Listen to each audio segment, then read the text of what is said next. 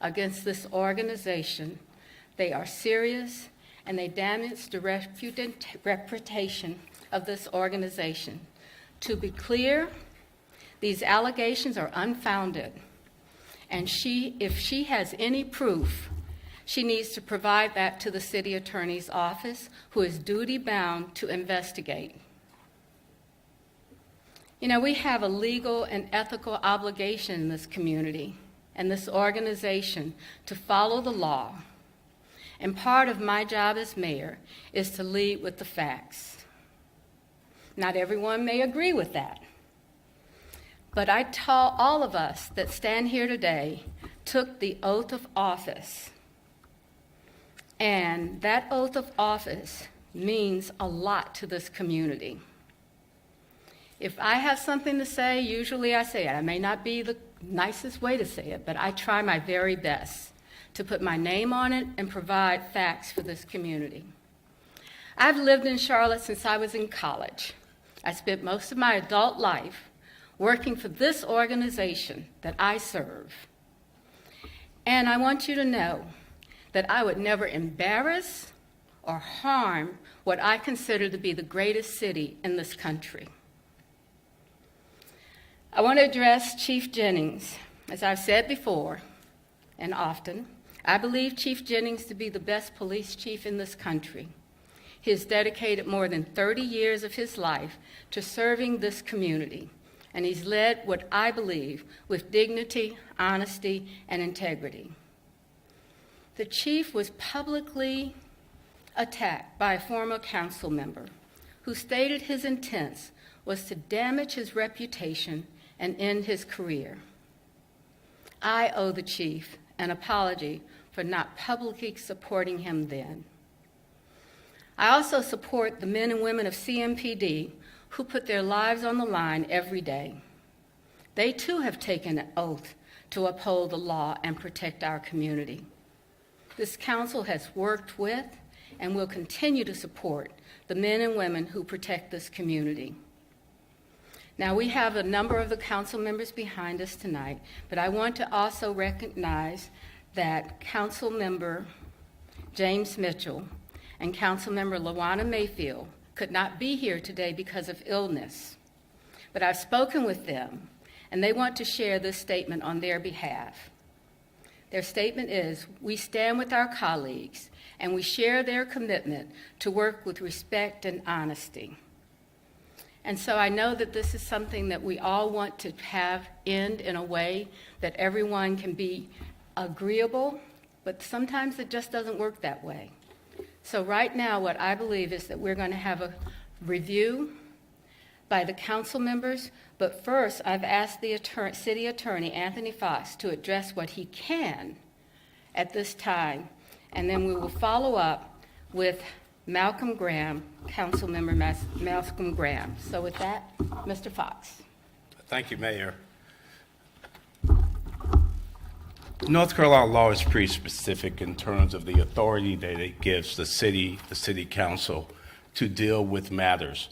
One of the specific laws deals with the ability to respect personnel privacy.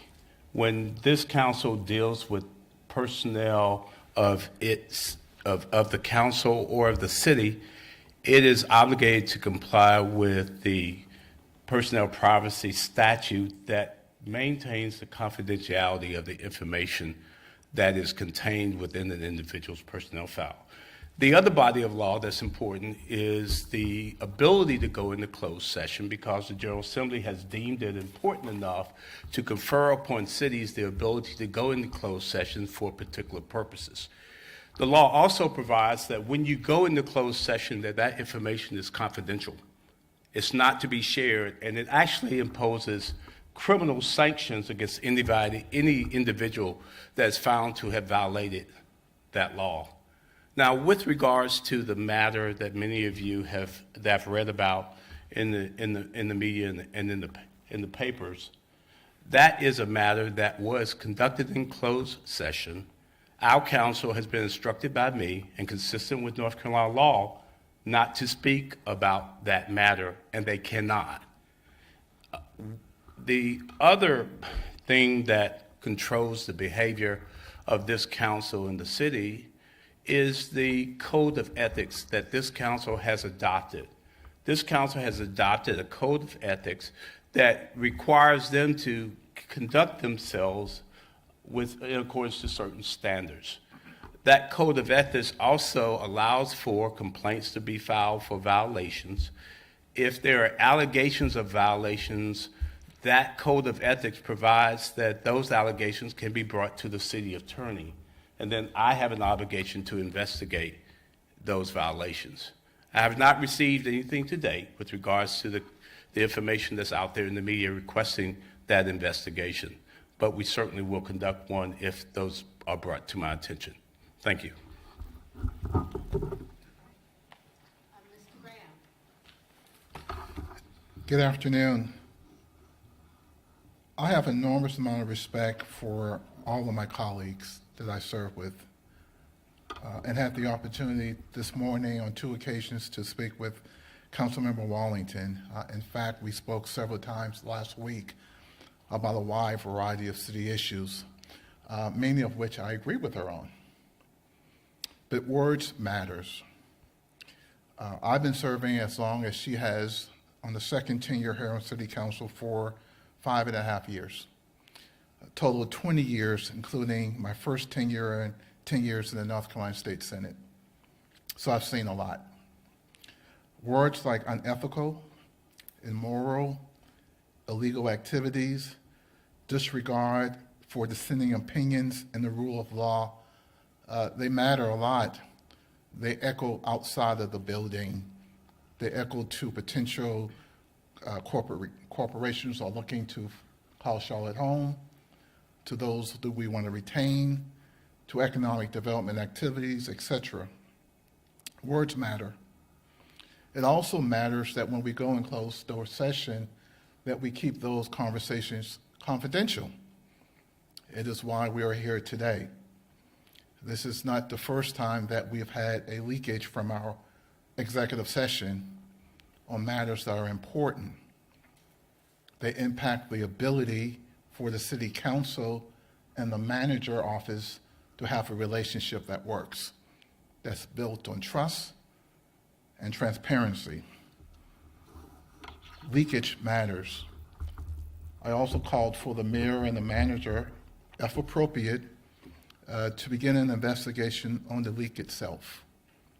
I think that's really, really important because we have to remain and build trust internally in the building as well as externally in the building. It also matters how we process our work. It also matters when we disclose, what we disclose, and to the extent we can disclose. It also matters how we treat one another around the dais. It also matters how we talk about our city. Our governance in this community is strong. Our management system in this community is strong. The council members that you see standing behind me are committed to the work in an open and transparent way. I've cast thousands of votes here in Charlotte as well as in Raleigh. Sometimes I'm in the majority, sometimes I'm in the minority position. And I treat each and every vote the same because there's always another. And so the dissenting opinion, we have debates. Sometimes we win, sometimes we lose. But every opinion, every thought is heard. And then there's a vote. And then we move on. This is a great community, a great government staff, council members who are working full-time for part-time pay and committed to doing the work. And do we get it right all the time? No. Are we able to correct our behavior? Yes. Are we committed to doing the work? Absolutely yes. And doing it in a way that is transparent, that is open, that is ethical, and honest. Many of the leaks, and to the media in front of me, are half-truths about a wide variety of issues, and because we cannot disclose, they go unanswered. We will do better. We will stand by this administration, this management team, and continue to do the work for the city of Charlotte. Thank you.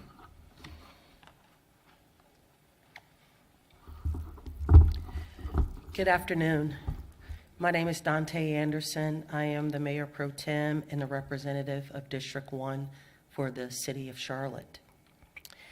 It is unfortunate that we stand before you today under the dark shade of allegations of immoral and criminal activities from a member of this body, this board of directors, for over 5.5 years. Charlotte is the 14th largest city in these United States, operating under a well-managed government with a multi-billion-dollar balanced budget. Our airport is the sixth busiest, with one of the highest credit ratings possible. Our municipal and enterprise entities are regarded as gold standard among peer cities and others large and small. We should all be proud of the city government that is responsible for Charlotte, the Queen City's operations. Everyone, every entity has an opportunity and room to get better, to enhance, to be more efficient, to do better. Charlotte is no different. Please be assured that the operations and the management of our city is of gold standard. In addition, I'd like to take the time to thank the Chief of Police, the Deputy Chiefs, the Majors, and all officers of CMPD for their dedication to the safety and the lawfulness of the Queen City. Our chief stepped up when there was a void of leadership. Those with a discerned understanding of leadership lean into those moments clear-eyed of the gravity of that role. The chief did so and saw us through a number of tenuous situations throughout the years. I want to commend the chief's leadership and express my gratitude for his dedication to the city of Charlotte.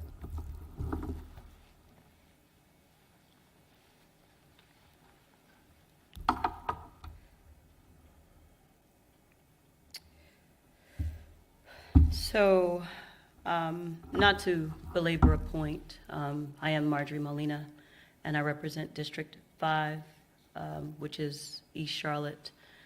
Not to belabor a point, and I got notes, but I can tell you exactly what I need to say. First off, I am absolutely proud of the city that we live in, the one that we call home. And as many of my colleagues here have stated today, we have a lot to be thankful for. This news conference is overshadowing what we should be celebrating as a balanced budget that will not raise our taxes, with the highest credit rating. Again, according to who you ask and when you measure, we're the 14th or 15th largest city in the United States of America. We have the 6th busiest airport, and we have nearly 1 million humans that call Charlotte home. And words matter. How we talk about our home, how we conduct business in our home, and how we administer decisions in our home. Every person, whether you work for the city of Charlotte or you work for a private institution, has a right to privacy when it comes to work matters. And it is for that reason this conversation was held in closed session. It was not to withhold any particular information from the public. It was to respect the privacy of an employee of the city of Charlotte. I can't overstate where we were nearly 1 year ago today.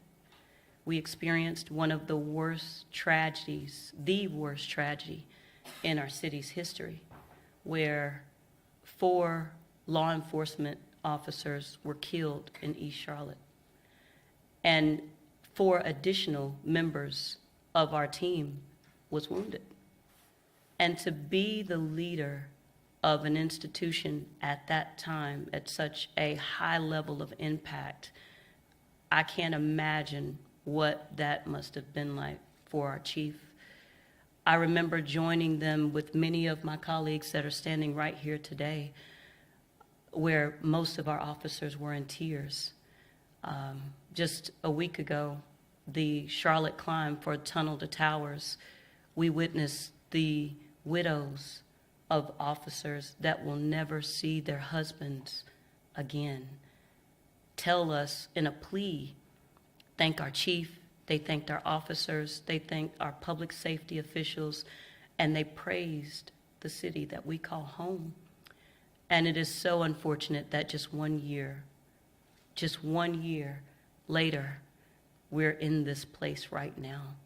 I still own the same level of honor and respect for every last one of the human beings that provide public safety service to our city and our region, whether that be our fire, whether that be our police or our medic, or any human that decides to step up to keep us safe. And I think many of us have to be the same way, because it's an institutional portion of what keeps Charlotte the city that she is. I would be remiss if I didn't say that the statements released by my colleague were not extremely strong in nature. I have not spoken to her to get her sentiment or understand what her rationale was. And as the attorney mentioned, if there is something that she feels that would be in order for investigation, she has a right to come forward and make that known, so that if it's warranted, an investigation can take place, and she should. But I implore the community members, not only in East Charlotte, but in our city, to know that the ones of us, all of us that stand here, we hold this honor of representing the city in very high regard. It is an absolute honor to sit here and be elected by the people that call Charlotte home and have the honor to make those decisions. And I know that we do that with integrity and with the highest honor for what we are doing and administering decisions for the fiduciary responsibility and anything else thereof. So thank you for your time today, and I think my colleague, Ms. Ashmira, will be speaking now. No, you go ahead. I'm Dimple Ajmera, Charlotte City Councilwoman at large. I did not prepare remarks for this, but I'm going to speak from my heart. I did have an opportunity to speak with my colleague, Councilwoman Victoria Watlington. I'm here today to not attack my colleague or point fingers, but I'm here today to send a crystal clear message, because this is the right thing to do, that I stand here with the city of Charlotte and our residents. Let me assure you, there is no illegal activity or corruption going on in our city. And as the chair of the Budget, Governance, and Intergovernmental Relations Committee, that is something I take it very seriously. Obviously, there are processes that we can improve on, and I have had that conversation with some of my colleagues, including Councilwoman Watlington. But we can do that by working collaboratively without silencing anyone's voice, while working with the city attorney, the city manager's office, to ensure there is greater transparency and accountability. Thank you. Good afternoon. My name is Ed Driggs, and I serve District 7 on Charlotte City Council. Mayor Lyles, thank you on this occasion and all occasions for your even-handed leadership. We appreciate you. It saddens me for Charlotte that a member of council would use scaremongering tactics like this to draw attention to herself. I'm not aware of any foundation for Councilmember Watlington's allegations, and it is important to note that they are not supported by any specific assertions of fact in respect of which she could be held responsible. These are wild allegations. It's not even clear what they mean, but they are offered in such a way that she doesn't have to defend them. It should be noted that Charlotte City government has robust controls in place in the form of internal and external audits, as well as close scrutiny by the rating agencies that award Charlotte's debt, the highest debt rating available, AAA, based in large part on how well the city is managed. The budget process spearheaded by Manager Jones has won national awards, and of particular note, CMPD, under Chief Jennings' leadership, announced a significant decrease in crime in the city in the latest reporting period. Charlotte owes Chief Jennings a debt of gratitude for his long years of dedicated service. We are now at an important juncture in our city's history, with major initiatives underway in the areas of mobility, housing, the environment, equity, and on many other fronts that will make Charlotte a great place to live for decades to come. When I visit other cities, I always come home grateful for the many advantages we have here. There are always things we could do better,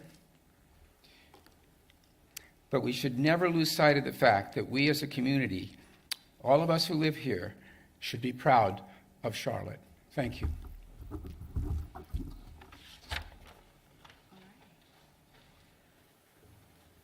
I want to thank all of you for being present here today, because this was a tough time for us to actually review and look at what our colleague, Victoria Watlington, meant by power corrupts, meant by illegal activities, meant by the level of unethical, immoral, and frankly illegal.